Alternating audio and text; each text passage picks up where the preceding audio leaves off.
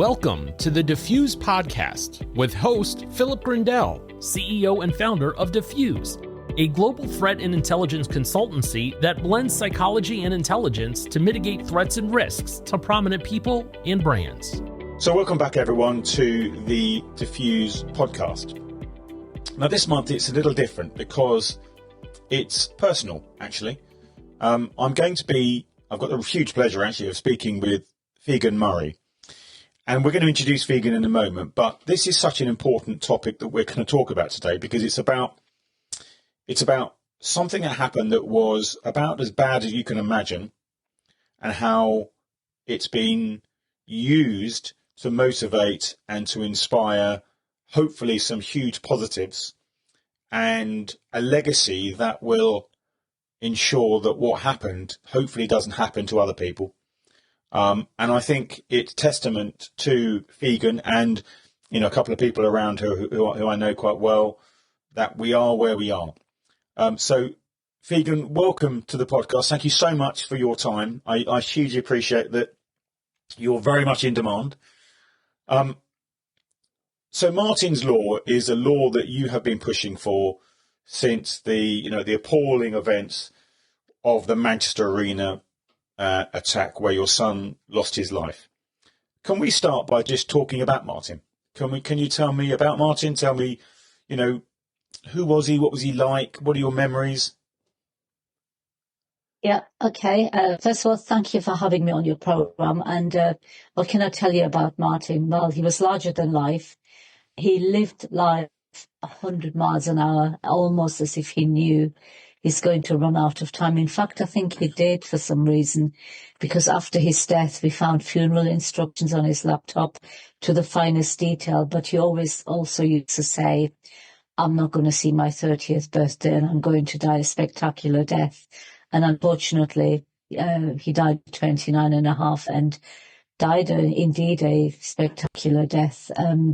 So who knows? Maybe he had a premonition, who knows? But the way he behaved towards other people was absolutely incredible, and we didn't appreciate the full extent of it until after he died, when lots of people said to us, you don't know who I am, but Martyn was my very best friend. So we realized that he had the ability to make everyone he got into contact with feel that they're his best friend, and that's quite a skill to have. So he was really kind to people. Wow. What a wonderful, not legacy, but a wonderful way to be thought of by so many people. What do you think he'd make of what you've done since that tragic evening? Oh, my goodness. The first thing he'd do is he'd be really jealous that I have more followers on Twitter than he ever had. But joking apart, no, I think he would be quite touched and thrilled by the work I've done so far, but also impressed that I can even do it because I'm such a technical dinosaur and social media dinosaur, yet I'm muddling through. So if we go back to, I'm not going to kind of dwell on the evening and the events and all that, because I don't think that's going to serve anyone to kind of rehash all that. But you had an experience a short time later when you went to a different event and were disappointed to see that measures that you thought might be in place weren't in place. Can you tell us about that experience? Yeah, so one of my children bought my husband some concert tickets for a singer he likes as a Father's Day gift in June, the year after Martyn died. And the concert wasn't until December that year, so that would have been 18 months after the arena attack. And it's kind of the first time we went back into Manchester for just socially. And I remember getting ready and changing my handbag and taking my tiniest handbag with me. I naively thought, well, if I take this, all I need is some tissues and my phone. That will make the bag search easy, because I just made the stupid assumption that, especially in Manchester, security will be top-notch everywhere, surely after what happened at the arena. So when we went to the venue, my husband got his wallet out, got his tickets out. We walked in, staff looked at us and then turned away, carried on talking. He said, our seats are upstairs. and we went and sat down and watched the concert. And during the concert, he suddenly realized I was absolutely having tears streaming down my face. And he whispered, "It's the songs, isn't it?" And I whispered back saying, "I'm not even listening to the stupid songs." So he looked confused and said, "Well, why are you crying then?" And I whispered back saying, "Because nobody checked my bag." I was devastated because I thought, how can that be 18 months after 22 people, a lot of them children, were killed in a music concert, at a music concert, that 18 months later it's business as usual and nobody cared about security. I could not believe it. That was in early December 2018. And that then led me to the decision to, after Christmas and New Year, do something about it. And I did a lot of research over the Christmas period because I knew nothing about terrorism or security, which obviously has now totally changed. I know a lot about both topics now, but I came across the government's counter-terrorism strategy document, and there it was in black on white, security at venues. To this day, 7.5 years on, is optional. Nobody is obliged to keep us safe as members of the public. So what did you do? It came to fruition. So what did you do? How do you start from nothing? How do you do that? Yeah. So I looked at change.org, and then I realized the government has its own petition route. So because I wanted the government to change the law or bring a law in, and I wanted the support right from the start, I went the government petition route. And that lasts 6 months, and then the petition automatically ceases to exist. And it took 6 months to get up to about 23,500 signatures, which sounds a lot, but it isn't a lot, because alongside mine, 2 other ones emerged halfway through and overtook my petition by the hundreds of thousands within days. One was Bring Back the Jeremy Kyle Show, and the other one was bring back plastic straws for McDonald's, because the general public couldn't suck up milkshake with a paper straw. I've tried it, you can do it. So I guess that gives some perspective on what people's priorities were at the time. But it didn't surprise me, because before Martyn died, that would have been me, because I never, ever, honest to God, took notice of security when I went out. I took it as a given. I thought it goes without saying. Never even thought of it. And I think the general public, most of the people around us, do the same. They never give it a thought. And yet, if people knew how unsafe they actually are, it's on a different level.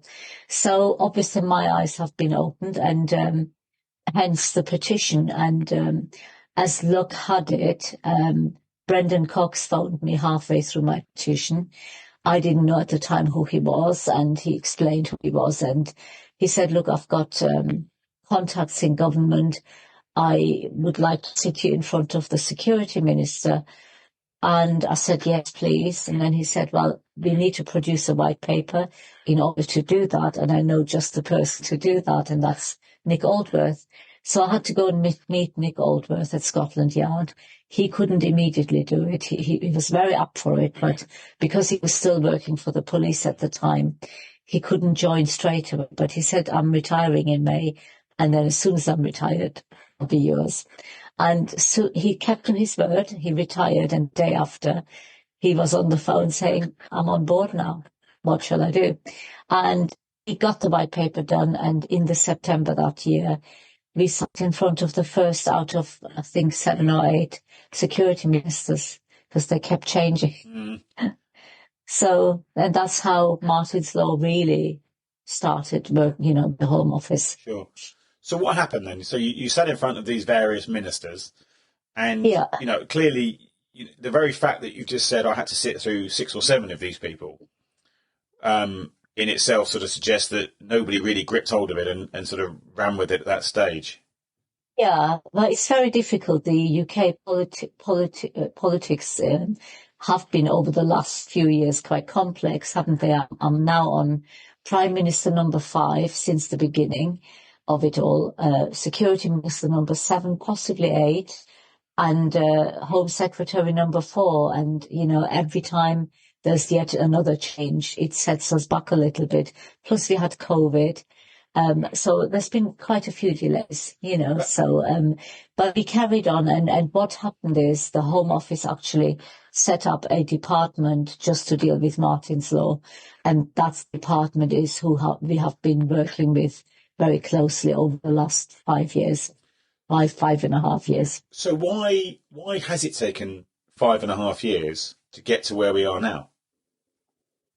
That politics seems to be rather complicated by the sound of it. And I get that there have to be lots of processes, but I think in all honesty, it has taken longer than it should be. I know things take time to get legislation out, and I know people have explained the process to me, but it could have been done quicker. So I got a phone call of Rishi Sunak at home on the 15th of December 2022, which would have been Martyn's 35th birthday. And he said to him, "Can you promise me that the legislation will be done by the 7th anniversary, which would have been last year in May?" And he said, "Well, I'd love to do that, but I can't promise you because there are many stages still to go through with legislation." And he explained it has to go through a 2-month scrutiny period with the Home Affairs Select Committee.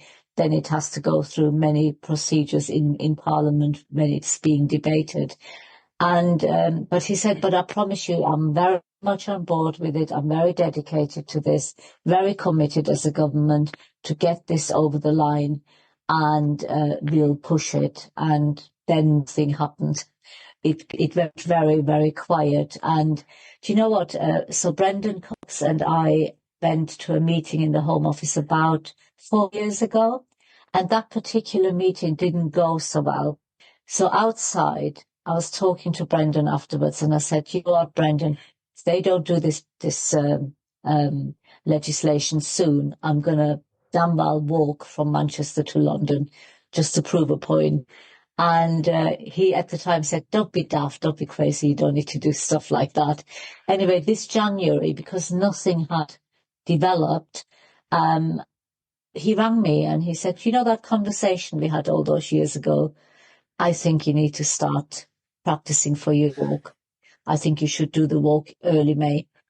And as soon as he said that, my husband and I practiced, because we're both not very fit people. We're not sporty people.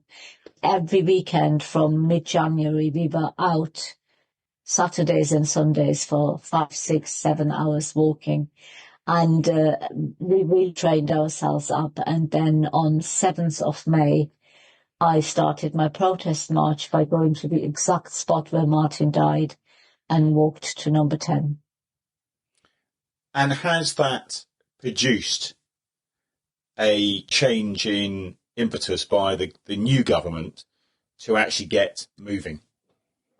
Yeah. So we were very lucky. The walk took 16 days. And we set off on May the 7th with the intention to arrive on May the 22nd, which was the 7th anniversary of the arena attack. And we were lucky that, you know, we worked it out, the distances out exactly to arrive on that morning. And a meeting was arranged with Rishi Sunak at 12:45. And I am so glad it was 12:45 and not 2 or 3:45. Had it been later, he would have most likely cancelled, because that was also the same day he called the election. Because it was 12:45 and because it was mentioned in Parliament that we are in the gallery that morning in Prime Minister's question time, he had little choice but to meet us. He had to meet us. Could you imagine the headlines had he not met me that day? Grieving mother walks 16 days and 200 miles to number 10 from the arena and arrives on the anniversary of her son's death, and the Prime Minister refuses to meet her. That wouldn't have been good reading for him, you know, sort of for the papers. So he had no choice but to meet me. And the meeting was okay, a bit non-committal and a bit business-like. But at least he met. James Cleverly was there as well. They met us. And then shortly after, we met Keir Starmer and some of his ministers, and it was a completely different meeting. So my youngest two daughters were with me, and my youngest daughter is 23, and she summed it up. She said, the meeting with Rishi Sunak and James Cleverly was very business-like. It was a business meeting, it felt like. But she said the meeting with Keir Starmer and his colleagues was like human to human. And you know, from a young person to say that, yeah. So what's happened since? Where are we now? So, okay, so obviously Keir Starmer got in, and whilst both Rishi Sunak and Keir Starmer were doing their campaign, Keir Starmer still managed to find time to either write himself or get somebody to write to me. Either way is fine by me, because he gave me a thought. And he wrote me a letter that after he got elected, he sent it me during the campaign, but allowed me to publish it once he got elected. And he publicly, in that letter, committed to getting Martyn's Law done as a political and a personal pledge. And to me, that meant a lot. And then after he got elected, obviously, after the just before the party political conferences, he introduced Martyn's Law into Parliament with the first reading. And my husband and I are going to the second reading alongside Brendan and Nick and some other people on the 14th of October, where it's going to be debated from 3:30 in the afternoon, probably till 10 o'clock at night. You wonder what they're going to talk about for all that period of time, isn't it? Because you kind of think, you know, I mean, it is a bit of a no-brainer, frankly. It's clearly appalling that something has had to happen to bring us to this place. But I can tell you from personal experience, I'm a bit like you. My background obviously is terrorist related, so and event terrorist related. So I go to venues and I'm always interested what the security people are going to do. And I went to the theatre last week with my sisters, actually, in London, central London. So you think that's going to be pretty hot. But actually, when they searched our bags, it was a case of, can you open your zips and let me have a look at it? But they wouldn't search it. And I said, why aren't you putting your hands in and looking around? Oh, health and safety. Mm. And I thought to myself, well, that's ridiculous, because if I'm a terrorist, then, you know, I can easily secrete something at the very bottom of my... And I had actually a sort of day rucksack. And I know, without a shadow of doubt, that had I had something in that bag, he would not have found it. Yeah. So we're talking several years after you've started this campaign, in the middle of central London. The security was very much for show, I would suggest. I don't think it was particularly effective. So I don't know what politicians are going to talk about for 6 hours, because it really should be, yep, this is going to, you know, we need to get this done very, very quickly. No, I'll tell you what they'll talk about. They'll talk about money and the legislation damaging small businesses, because that was the damage caused in the Home Affairs Select Committee by some people representing small businesses. And of course, one minister in particular who was part of the committee, who was very damning of the legislation by accusing us of making over 7,000 village halls, closing them down and ripping out the heart of the community. Obviously, that is nonsense. We don't intend that at all. And, you know, we always, right from the word go, said Martyn's Law is proportionate. Who was that minister? Who was that said that? Tim Lawton. Right, okay. Tim Interesting. Lawton, yeah. But you know, he said, look, I'm a trustee at my village hall. I exhibit vegetables every year in that village hall. Am I going to exhibit the stuff if it closes down? So he was more bothered about where to display vegetables. He then topped it up by the Daily Mail doing an interview with him. And he flippantly said in that interview that actually, why would terrorists completely want to even be interested in going to villages and attacking the local a yoga class or the local Women's Institute meeting or Slimming World group, that's not an interesting enough target. And I'm thinking, what are you talking about? Joe Cox was killed in a village and Sir Amos was killed in a community centre. What on earth are you talking about? This is happening to real people. Yeah, well, it tends to suggest that, and I say this having worked in Parliament for some years, it tends to suggest that he hasn't actually fully understood what you're trying to achieve or the mechanism behind what should happen. So let's get into that, because let's forget about a politician that clearly hasn't got the intelligence to read something properly and inform himself. So let's talk about it. So talk to me about what Martyn's Law, what are you hoping it achieves? Well, what we want to happen is that we want staff at venues to do the ACT training, which is an hour's training. And in terms of cost, the course is offered free of charge by the government. But actually, if you have to pay your staff, it's 1 hour staff wages. Yeah. So that's an online course, isn't it? That's an online course. It's an online course. Yep, I've done it. Course. Yeah, I've done it a couple of times. Interactive. Actually. Yeah, it's interactive. I just thought earlier I need to repeat it. Mine is a few years ago now, so I'm going to do it shortly again. It's a brilliant course, and it gives you so much knowledge, and I feel knowledge is power, and it empowers. We want people to, let's take a village hall. We want the volunteers and staff to just look at the building and say, okay, if somebody wants to attack us, where do we go? Where do we either hide safely or run out? Yeah. And does everybody who works or volunteers there know that? So that's all we want. We want people to know how to lock down. Do they all know lock the door and then try and hide or evacuate? That's not a big deal, and that doesn't cost any money. So if we think about, if we think about it logically in terms of how do these terrorists think? So what they're trying to do is create terror and fear. Yeah. And so we know that crowded places, large or small, are attractive targets to them. We also know, if we look, and I've studied the attacks on Joe Cox and Sir David Amos, because obviously that was my role in working in Parliament with MPs. So I know specifically how they target them, and that it is local constituents, in actual fact, that have targeted all these people. So we're talking about local people who are conducting a terrorist attack against local people. In those cases, they're members of Parliament. But actually, if you're a local terrorist and you are self-ignited, you're a lone actor, etc., you might well choose to target a local venue that has local people in it, because that's what your ideology might be.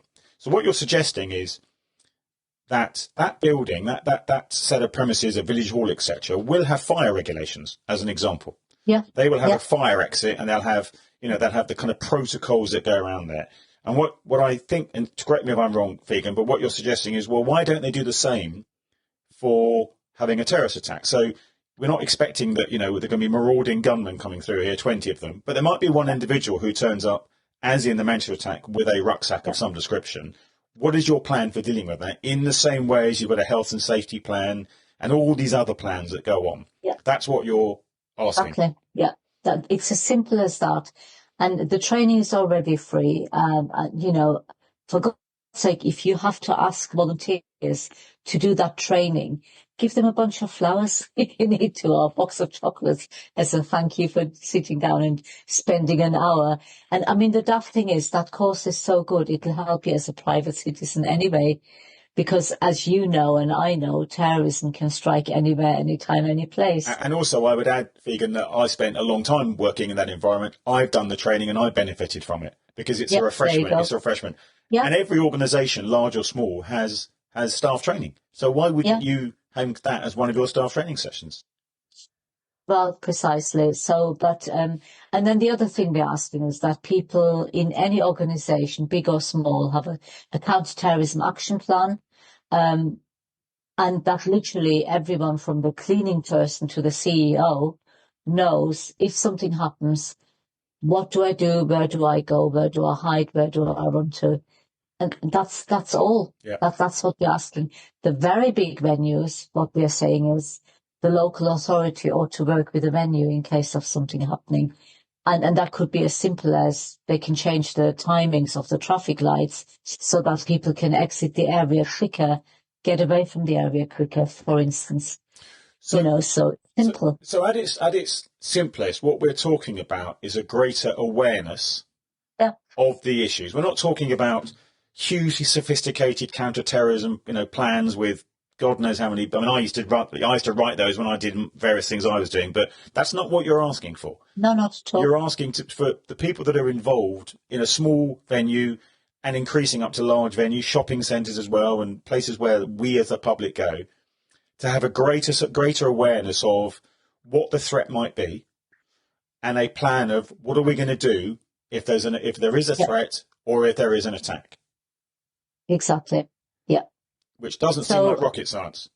It's not rocket science, and I'll tell you how important it is and how simple that message is to absorb. So after some of the attacks in London in 2017, after one of the bridge attacks, the police in London went to some of the local venues and gave them simple training.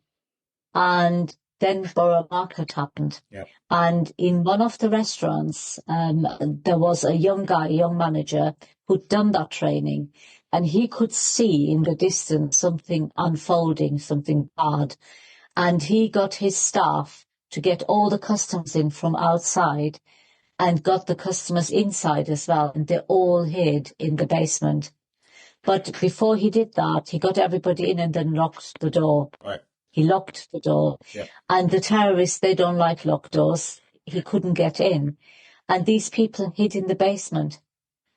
So in contrast to that, I know another young man who at the time of the Borough Market attack worked in London, and his manager was off sick and he was in charge suddenly. He was the assistant manager.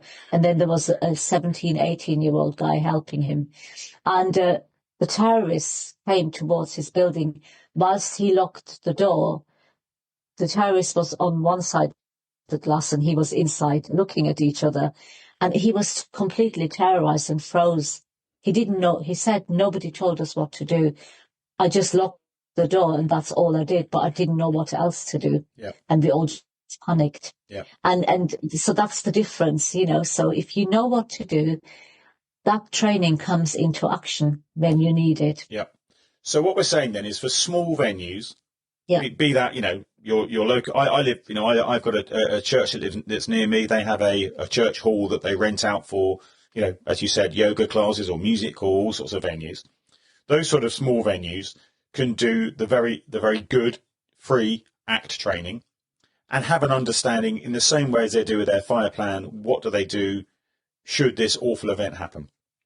For the larger events and venues, so we're talking shopping centres, we're talking the Manchester arenas, we're talking football stadiums. They have a more detailed plan that is coordinated with the local authority. Mm-hmm. So let's talk about a couple of issues that people obviously say. Let's talk about the larger organisations and the shopping centres. Let's talk about cost. Yeah. What are the costs for them to get this training and to get what they need to do? Right. I can't give you a monetary amount. However, my view is, because when I first introduced Martyn's Law as a petition, and I was totally on my own before Nick and Brendan came on board, I was heavily criticised by people on Twitter that I will make people bankrupt and businesses will close down. So when I then, 2-3 years later, did my master's in counter-terrorism, I decided to address the issue of money. And take, for instance, the Manchester Arena. They hold just over 20,000 people. If they ran 3 events a week for 50 weeks a year, and they were only half full, say 10,000 people every night, and they charged per ticket an extra 50 pence security levy, they would generate a yearly amount of £750,000. Wow. Now that is, and that's half full only. Mm. And to me, if that money is then ring-fenced for security in the annual reports for the stakeholders to see, and that's being reinvested in security, you can buy equipment, you can hire a security manager, director, you can put money into training. I cannot understand why people can't just do that. So for 50p per person, 50 pence, yeah. per event, Yeah. Yeah. that would, I mean, that's not going to bankrupt anybody. And if we think about how much concert tickets are right now, you know, they charge an awful lot of money to go and see, you know, an act, somebody. Yeah. Yeah. Can I just actually, before we go on there, can I just ask, pause for a moment? You mentioned there rather kind of humbly, if that's a correct word, when I did my master's degree in counter-terrorism. So let's just pause and talk about that for a moment, because that I've done a master's degree in similar subject. It's not easy. They don't give them out. So just talk for me for a moment about what your master's degree was in and what your dissertation was in then. So my dissertation was, it's counter-terrorism, because the reason I did the course, I was 56 at the time when I started, or 58. And the reason I did it wasn't because I suddenly had the drive to learn and educate myself, but I had so many questions about why Martyn died. I couldn't understand what these people are about, why somebody would walk in with a bomb and blow themselves up into bits and prepare to die. I couldn't understand that. I couldn't understand why terrorism is even a thing in the world. I didn't know when it started, who it was started by, and I wanted to know if the police or the country or anybody globally does anything to stop it. So I had all these questions, and the only way I could get answers was to educate myself. So, and I got all my answers and far more. And so what was your conclusion? Right, and this is going to be sounding really, really controversial, but I like controversial. I also wanted to know if I have Martyn's blood on my hands, because I thought, why is social terrorism even a thing? And what I realized through my training is that terrorism is created by society. It's a societal issue. As I'm a member of society, and Martyn was as well, I think we are all to blame for the state of the world we are in. So therefore, I feel I have Martyn's blood on my hands. Interesting. And I know that sounds really weird, but it happens to be how I feel. Yeah. I think you've done your master's degree, so I think you'll understand that it's a good deal more complex than that, shall we say. But I understand what you're saying. But so you've gone out and you've properly educated yourself on the subject. So when you're talking to me or other people or government ministers, you are a grieving mother, but actually you're someone with a master's degree in this subject who has properly educated and understands the issues, and having worked with Nick and a couple of others who are, experts in their field, you've got a good idea about some of the preventative aspects of counterterrorism. Mm-hmm. So do you think, this might be a difficult question, do you think that Martyn's Law, had it been in, would that have prevented the attack on Manchester? I think it could have been well done, because it would have meant that all the staff are properly trained. The training would have been checked, that it's understood and absorbed. There would have been refresher training. There would have been yearly training. People would have known, like the power of hello. They wouldn't have had hang-ups like, I don't want to be accused of being a racist, because you can train people in that kind of stuff. The CCTV thing would have been better dealt with. The controls that were carried out would have been done better. There's just so much that would have possibly been different.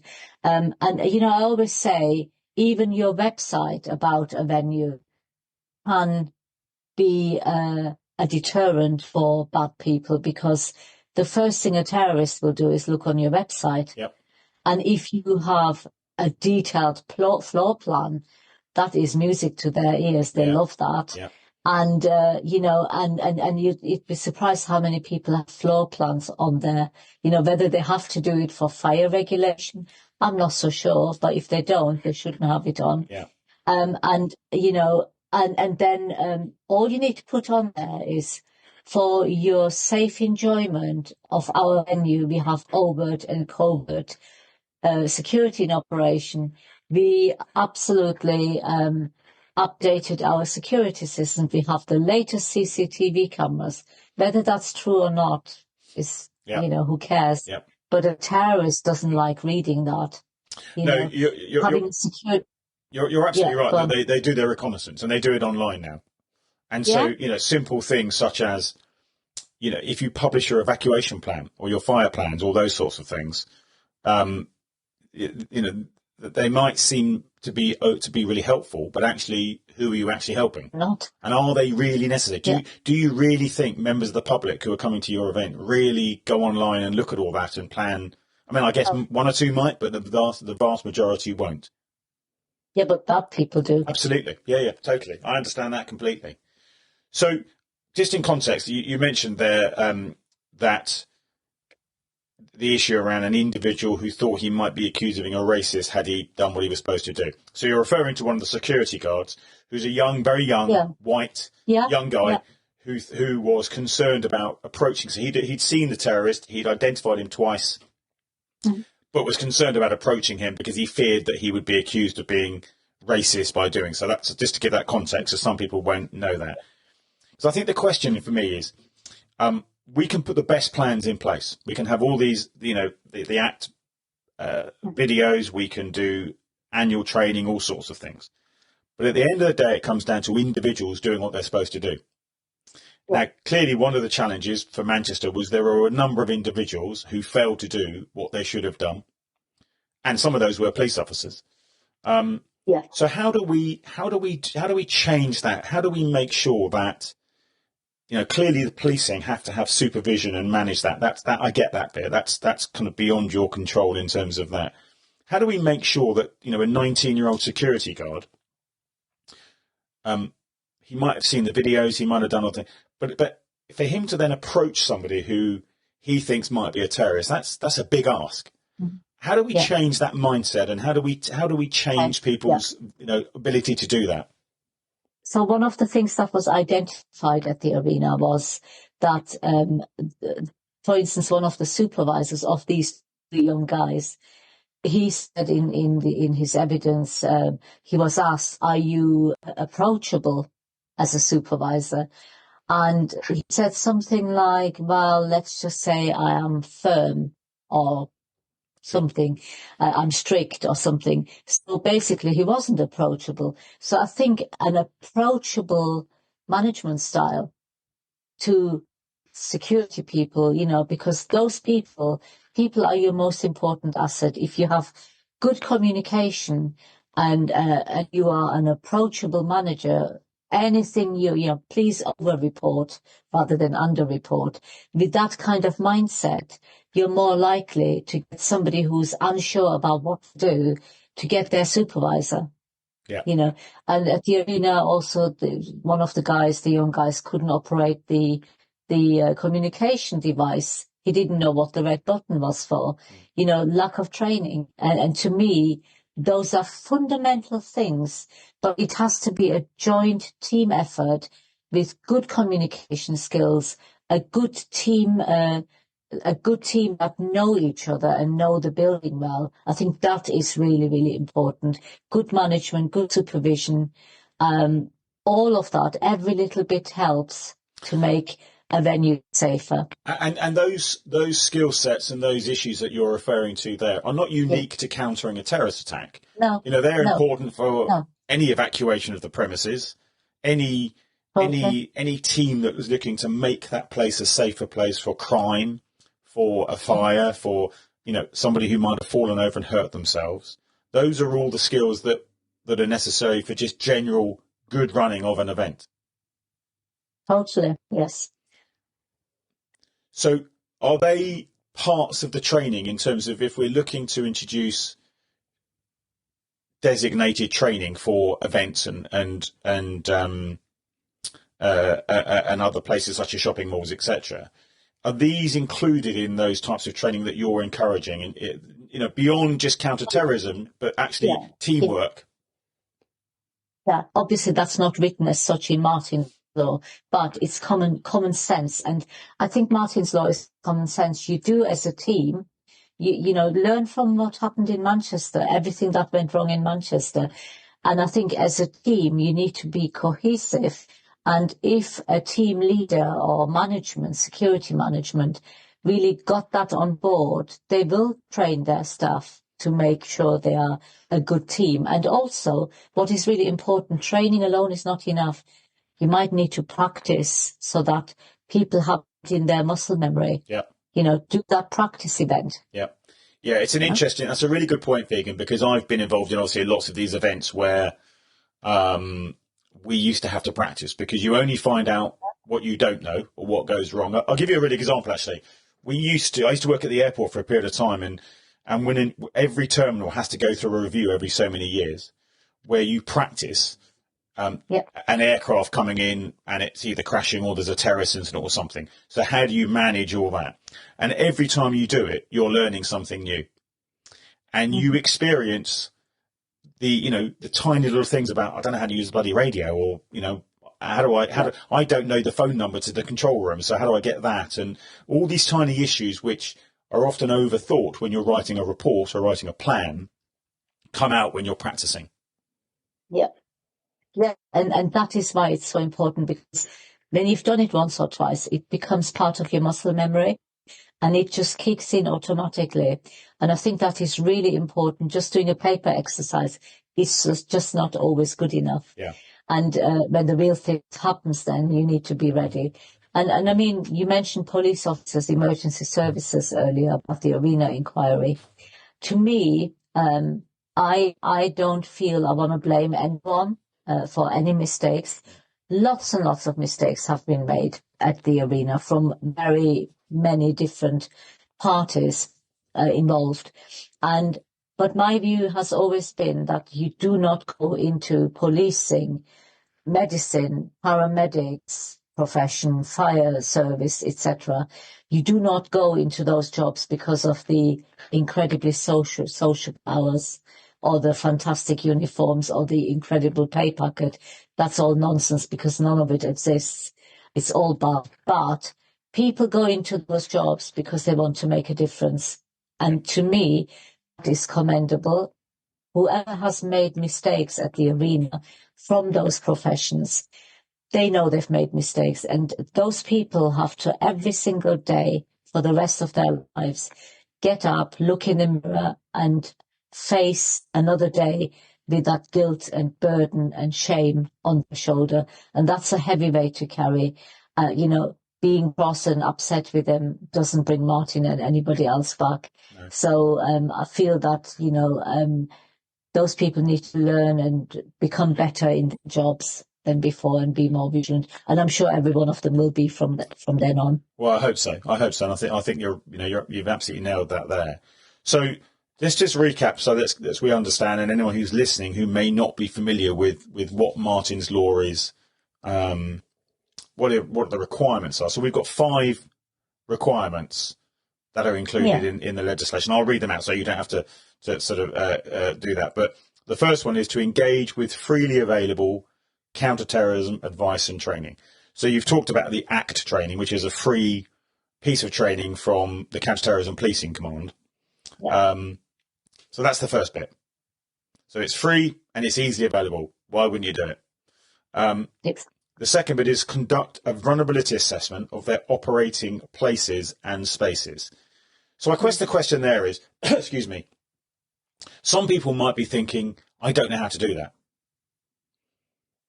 Yeah. So what would their advice be? Yeah. So my advice would be, put yourself in the position of a bad person. Go round inside the building and outside the building with the mindset of a bad person who wants to do you harm or the people inside. How would you do it? Is there a window that is maybe the lock isn't working, or is there some window you can smash in easily? Are there stones about? Is there any way, and inside the building, is there any way that any area is vulnerable? Just go around the building, inside and outside. It's a bit like doing a health and safety risk assessment. Instead of looking for cables that can trip you up, look for vulnerabilities. How easy is it to get into your building? So, and that's it. How easy is it to find out the combination of the lock you might have? It's stuff, things like that. So it literally do a risk assessment outside the building and inside the building. And that is then the next point of the 5 points. Anything you identify as a risk, deal with it. Yeah. Could be for a small building that the back light may not work, or the back door is sticking. Fix it. Right. So mitigate the risk you've identified is actually So you've got CCTV. It's not working. So fix it. Yeah. Yeah. Okay. Are these people required? Let's use the word required because it talks about 5 requirements. Are they required to create a written report and retain that? So the standard tier initially asked for that, and after the village hall issue, the Home Office scrapped the forms for the smaller venues, for the venues 200 up to 799. They no longer have to do it. So effectively, if your venue holds less than 800 people, there's no. You might want to do it, you might choose to do it, but there's no legal requirement under Martyn's law to produce and retain a written record. No. Good practice would suggest you do, because we know that when we write things down, it's better, and we've got a report. Okay, so above 800 attendance, you're required to have a written report. Yeah, you have to be far more stringent with your requirements. But my argument is that big venues know what to do anyway. They're just not doing it because it's not legislated. Yeah. But once it is legislation, it should be good practice for big venues anyway. And is that an annual event, or how often are they required to do that? I think it's for each event. Oh, is it every event? So every event they have to do that to I produce think so. Okay, all right. You need, but the thing is, let me give you an example. So again, the Manchester Arena, the Ariana Grande concert with Martyn and the others, a lot of children died, the risk assessment was deemed as not high risk because it's a children's concert. A few days before that, there was a Take That concert, again deemed not that high risk because it's females my age, the demographic. A few days before that, there was a wrestling match, lots of security, high risk, because there were lots of drunken men fighting. Yeah. So you need to, event by event, do a risk assessment, because every event may have a different structure and visitors and whatever, But I would argue they've misunderstood what the risk assessment is about. Because they're making a risk assessment based on the attendees rather than on the terrorist and their intentions. I don't think a terrorist really cares whether it's wrestlers or children they're killing. They want to kill as many as they can. Yes, but nevertheless, a children's concert is for a terrorist far more appealing because of the shock factor. Absolutely. By the fact that he's killed children, it's like that makes headlines, doesn't it? Sure. So then the next bit is put in place a counter-terrorism plan. Yeah. So let's talk. Are we talking again about the plus 800 or everybody? No, I think the smaller venues need to do that as well. But it's as simple as, does everybody know what to do in the event of an attack? Yep. This is why I'm saying every volunteer, every employee, every staff member, from cleaning person to the CEO, ought to know, in case of an event, does everybody know how to lock down the building? Because you may be the cleaner, but you may be the person nearest to the lock. Sure. At that moment in time, So does every person know how to lock the building and where to hide or run out of the building? And that's what we're talking about here. So interestingly, when you do a short presentation, as an example, if I was going to go to my village hall and do a presentation, there is normally an acceptance at the beginning of that presentation that you talk about health and safety. You point out the exits and where the toilets are. all that sort of stuff. So actually, that would fit very comfortably into that piece at the beginning of any event to say, this is what we're going to do in the event. This is our protocol. So it's not, again, we're not talking about something sophisticated particularly. Not at all. Not at all. It's fairly straight. We've always said Martyn's Law is proportionate and it's common sense. Even if to be honest, even if you are not in scope with the 200, if you're a venue smaller than 100, I think you should still try and do Martyn's Law, because although you can't be prosecuted if something happens, but it's simply because it's the right thing to do. And do you think that in due course, insurance companies will require buildings that hold events of any size to evidence that they've implemented Martyn's Law? I think the insurance companies are doing discussions around that, and they're talking about maybe we can reduce premiums for people who have really good security measures in place. We give them incentives. So I think the insurance sector will change accordingly as well. Yeah, okay. Because obviously it all takes time, doesn't it? It does, but that seems a logical expectation. Mm-hmm. If you're holding events in a premises that presumably is insured to do that, because of fire risks and everything else, then that would be a sensible option as well. Okay, so then obviously for the greater events and venues, that security counterterrorism plan is going to be more detailed, more sophisticated because of the very nature of the volume of people, the regularity of their events. Yeah. You would expect a shopping centre to do the same. They wouldn't necessarily do one every day because it's business as usual, but they would be expected to have a plan in place. Mm-hmm. Yeah. I mean, I recently went to a big shopping centre. They invited me along because they did a training session with their security staff.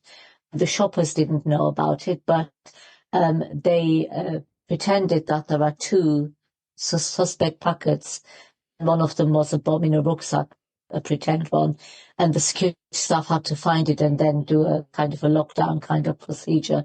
And honest to God, it was absolutely brilliant to watch, and they were so on the ball with it. And they're practicing and they do it fairly regularly. Yeah, good. That's that demonstrates that it's doable, isn't it? And that it's not. Yeah. It's not. You don't have to be a counterterrorism expert to do that. Because you may not be a security professional. You might be a cleaner that finds something. Yeah.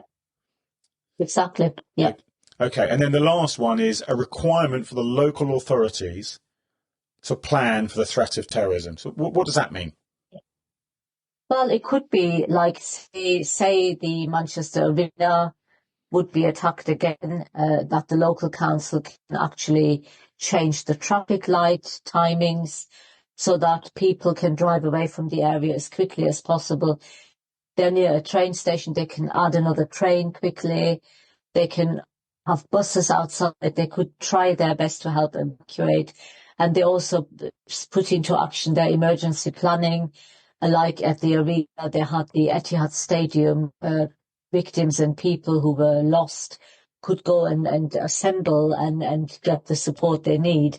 And it's that kind of planning, that is really important, and that the council and everybody concerned knows what to do and who needs to be contacted and what mechanisms have to be put into place to help everybody. So that is a kind of post-event plan then. So what we're saying is, God forbid. But even beforehand, even beforehand, I mean, the council can actually do, I know, for instance, in Manchester, there's more and more counter-terrorism measures dotted around town, and that's very good to see. And it doesn't have to be ugly. It can be a planter here and some trees there and some reinforced benches there. Yeah. Security doesn't have to be very, very scary and in your face. So what we're looking at then is there is the there is the protective security planning around the town in terms of local authority, around the Yes. the vehicle mitigation and all those sorts of things. But That's actually, right. in terms of licensing a premise to hold events, as an example, Yeah. the local authority and the premise could get together to coordinate their plan, to make sure that Yeah. they have a coordinated security plan. And then in the Yes. event of there being an attack, because I think this is one of the other issues that Manchester identified was, okay, let's assume we can't stop every attack. We need to then Yeah. have a plan post-attack to actually look after people That's right. and make sure that we're not driving people towards more danger, Yes. because we have to Yes. assume there might be a secondary attack or something. So this local authority plan is around, okay, well, what are we going to do? How are we going to evacuate or evacuate people? How so they have to have that plan for that. Yes, and that's important. And do you know what? It's again, Manchester have really taken their learning, because the council have now started in Manchester. They are any license that needs to be renewed in Manchester, or any new license, has to be subject to Martyn's Law. Yeah. So they've made it a requirement in Yeah. Manchester. If you renew your license, you need to do Martyn's Law. So even though it's not enacted yet, they're still conditioned of exactly. license. But the training, and Manchester Council and the local counter-terrorism police have got together, and they're doing monthly ACT training in person. It was initially for the nighttime economy, the clubs and pubs. The restaurants wanted to join, hotels wanted to join, banks and businesses and cafes and shops. So a lot of inner city people are voluntarily doing this training, and every month they are holding an event.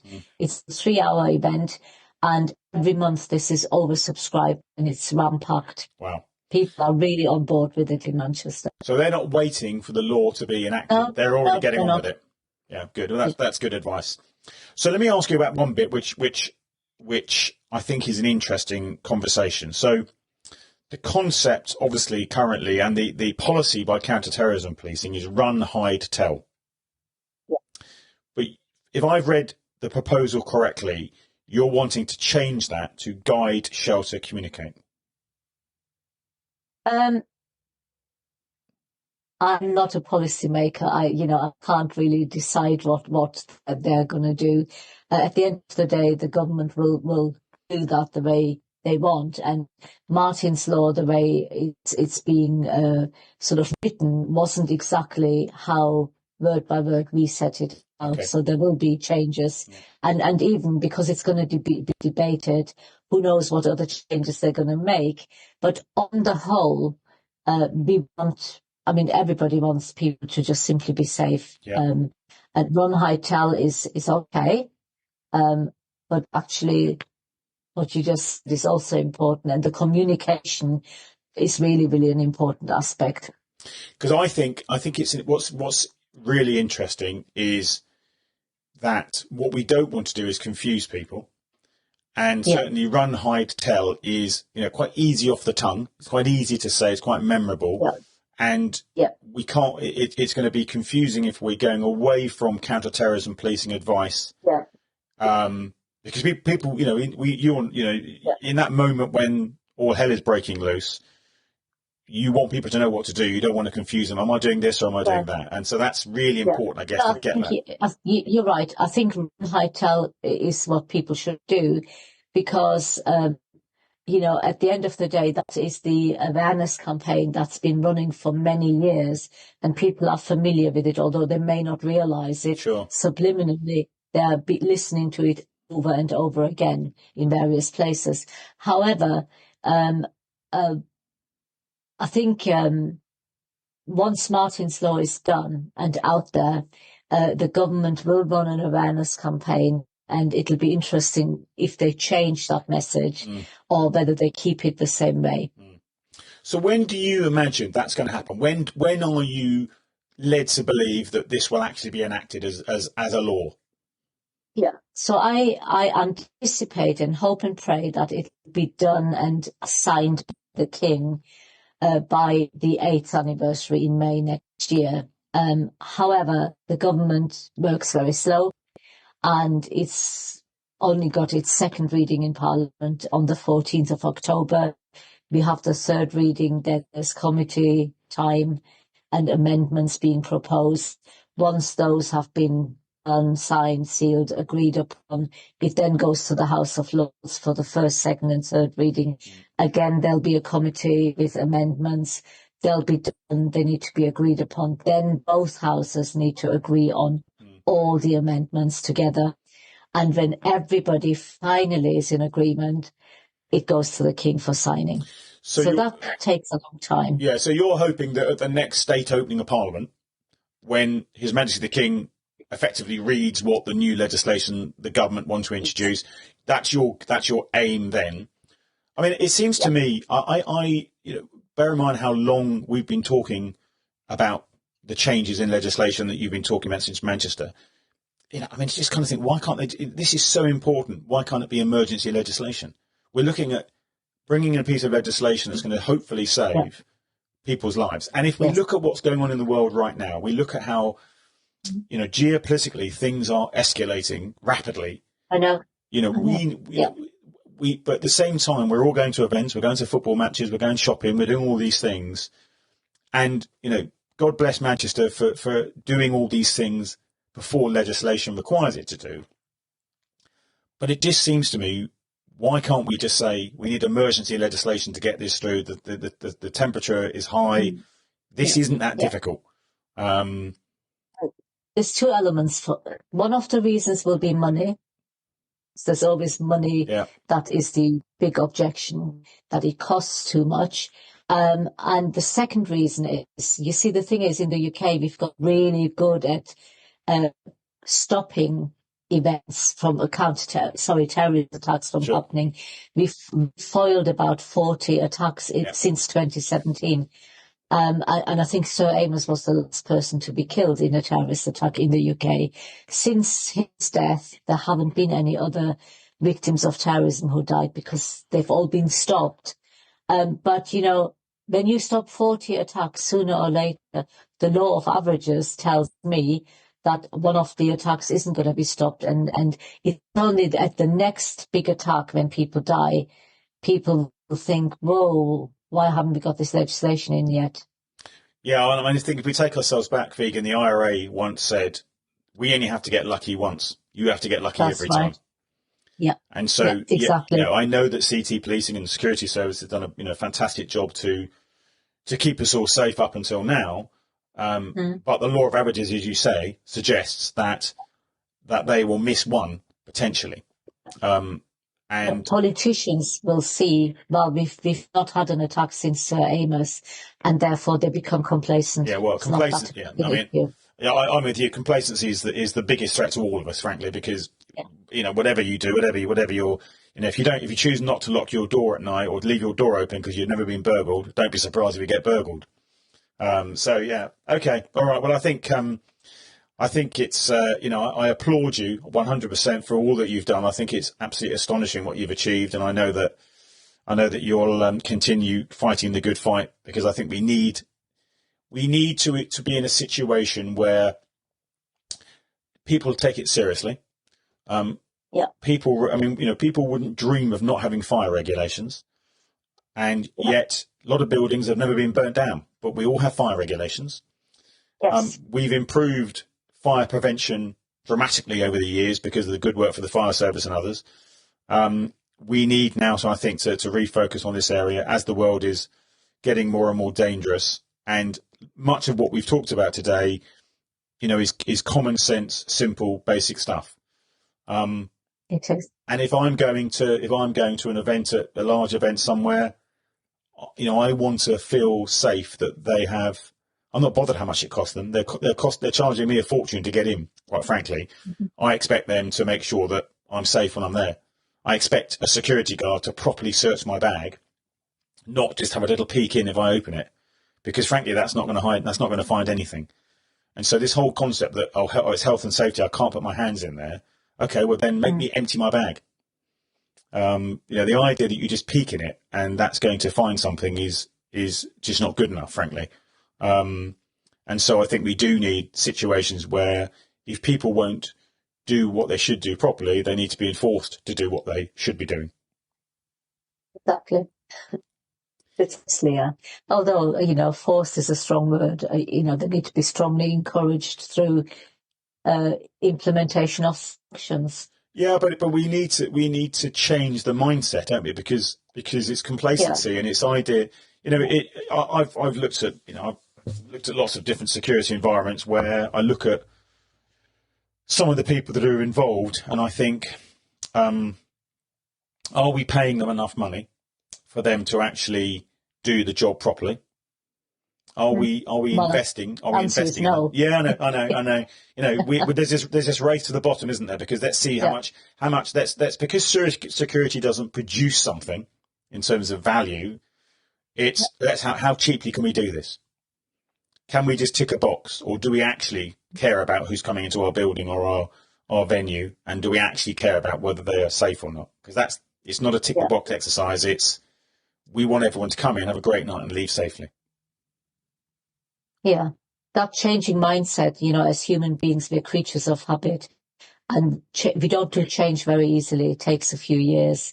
So I think that mindset shift will take a long time for people. But once it's in, then I think the general public, once Martyn's Law is in and everybody's got on board with, hey, we can't go to a venue without being checked, eventually, just like the non-smoking ban, people will come on board and then they'll question post security and, name and shame them. Yeah. And that will be a good time when that happens. But it means it's implemented properly. It's interesting in that I remember working with a security team where we were doing some events at a particular venue, and nobody was allowed to bring a bag in.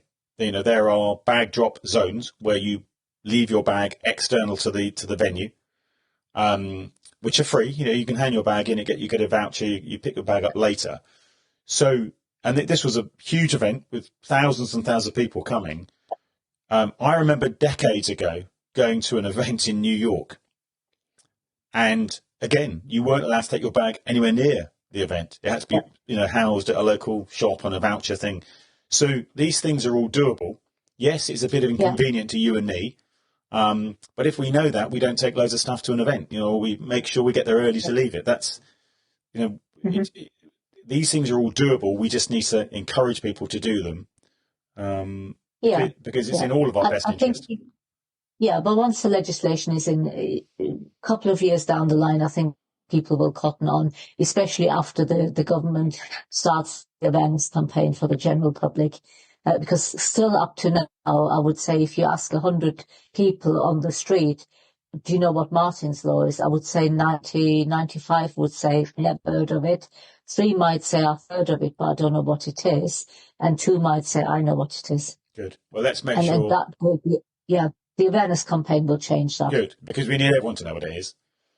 Because what we need to do is, those people who are complacent need to reflect on mums like you who've had to go through the most awful experience and, experience that will never leave you. And that's why we're doing it. It's not to make money. It's not to do anything. It's to prevent someone going through what you've been through. Yeah. So Keir Starmer asked me a few months ago when I met him the first time. He said, I know about your campaign. What motivates you? And I said, having my son's ashes on a bookshelf is a good motivator. Yeah. No parent should be in that place. So couldn't really answer that. Well, I think, Figen, that's probably a good place to leave this, because I think if that doesn't motivate people to take it seriously, to make sure they're informed about what you're doing and support you in what you're doing, and to start small. Look, if they're in their local community, in their security specialist or in the security world, can they go and volunteer at their local church hall and give them some advice and help them? And can we collectively make it more difficult for the bad guys to make all of our lives more dangerous? Yes. Thank you so much. Well, Figen, it's been an absolute pleasure to have you as a guest. Thank you so much for your time, and keep up the good work. Thank you, I will. Thank you for listening to the Diffuse podcast with host Philip Brindell, CEO and founder of Diffuse. Please rate, review, and subscribe on your favorite podcasting platforms.